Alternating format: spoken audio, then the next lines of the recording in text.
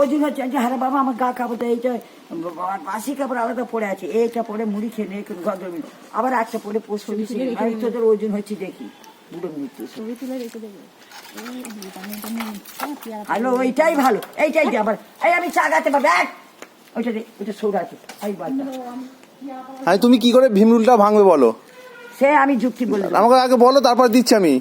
এইটাই ওইটা আমি নেব। হ্যাঁ, আর তুমি ভীমরুলটা কি করে ভাঙবে বলো না? আরে গাছটা তো দু মানুষের ভীমরুলটা কি করে ভাঙবে বলো আগে।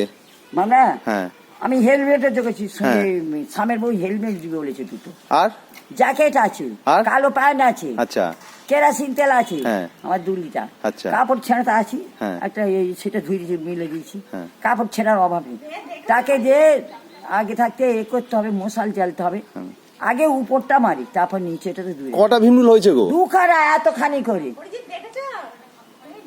ওই জন্য আমার ভাইকে বলছি ফটো তুলি, পুলিশরাও পারবে না, কার বাবা সাথ দিয়ে আছে কেন? তাকে ঝালিয়ে দিবে সে রাতে। আর স্বপন কে সমন, ওর কথা বাদ দে। দেখি, হ্যাঁ হ্যাঁ, জয় গুরু। হ্যাঁ, হ্যাঁ, হ্যাঁ।